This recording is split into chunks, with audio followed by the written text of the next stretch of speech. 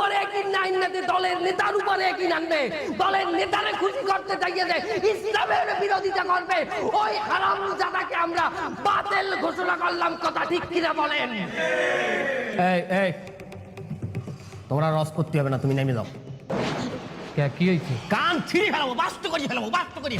ওয়াজ করতে আইছে রাজনৈতিক বক্তব্য, কান একদম ছিঁড়ে ফেলাবো। বেয়াদব কোথাকার, বাস্ত করি ফেলাবো বলো, বাস্ত করি ফেলাবো, কান ছিঁড়ে ফেলাবো।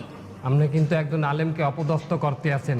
আল্লাহর জমিনে একজন আলেমকে অপদস্থ করা হবে, এই তাওহীদি জনতা সেটা মেনে নেবে না। তুই কি মনে করেছিস আমি চেয়ারম্যান এই জায়গায় বসে থাকবো? আমারে ওরা কথা বলবে? ওরা সব মহিলা মানুষ, সবগুলো রেশন কার্ড আমি বাতিল করে দেবো না। হুজুর আপনি বসেন, আপনি কোথায় যাবেন না? এই আপনি কি মনে করেছেন এই জায়গায় সব কি মহিলা মানুষ বসে আছে নাকি?